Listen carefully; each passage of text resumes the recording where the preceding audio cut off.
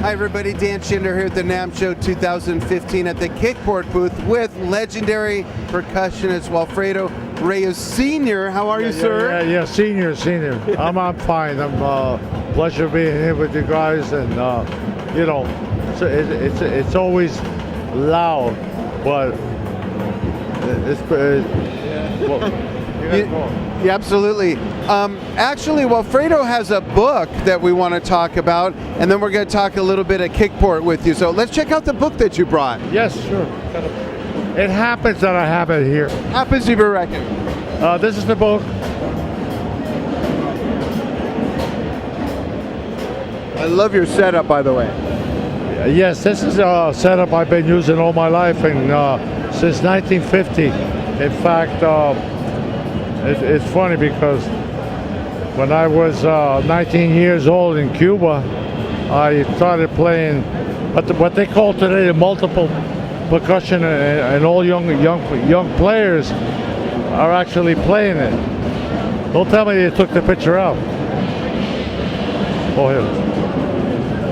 This is you hold it for Harold again. 1950 in Havana, Cuba, at the Tropicana Hotel, and jam session afternoon, and with a lot of the other guys that were there, and they were amazed at the setup that I had.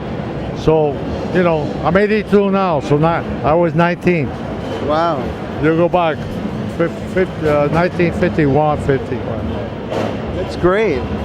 The book is available, obviously, right? It's been out about a year? It is. It was published by Alfred.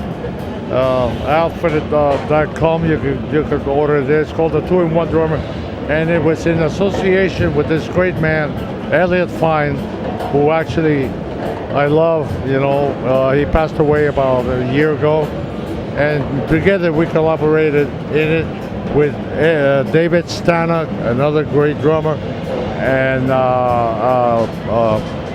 Powers.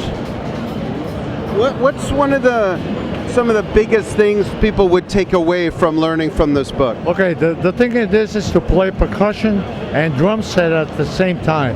Oh. So what it is while you're playing your drum set, snare drum, bass drum, whatever you want, with your right hand, you also play the congas, the conga parts, but legit. They're legit Cuban parts. So let's say you're playing a backbeat rock or something like that, you add the congas with the left hand instead of playing with the stick. So you can play stick, your hands. You know, you use them all around. So it's a whole new aspect to limb independence in a way, right?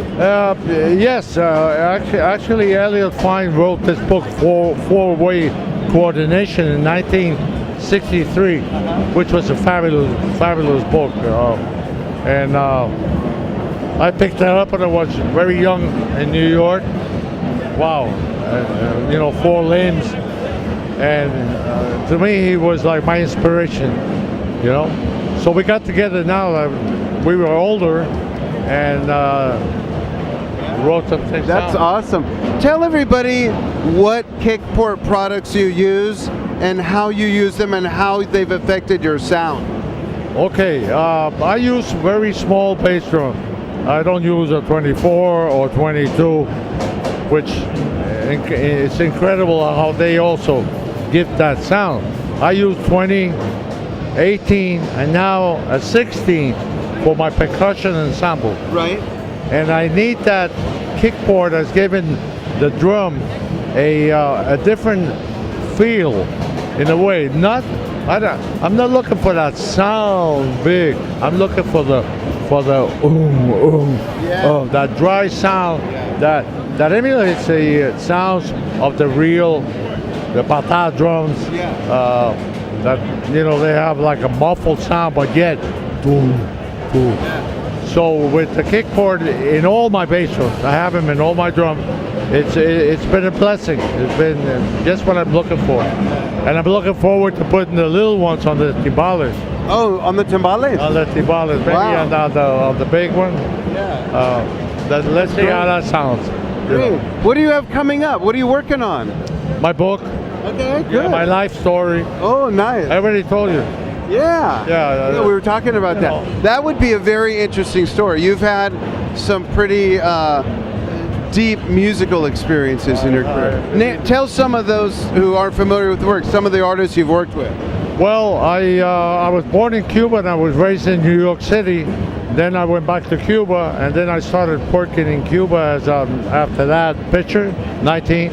So I started playing with all the orchestras there and TV stations, and I had recordings, descargas, what they call descarga, like a pioneer. I'm a pioneer with Jesus Lopez, Cachao, great bass player, and other people.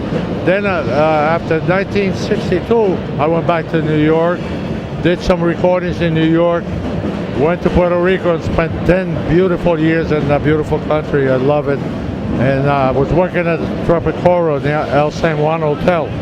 And I had the chance to work with Milton Berle, Sammy Davis, Tony Bennett, you name it. In 1970, I moved to Las Vegas. Then I went in at the Desert Inn Hotel, house drummer.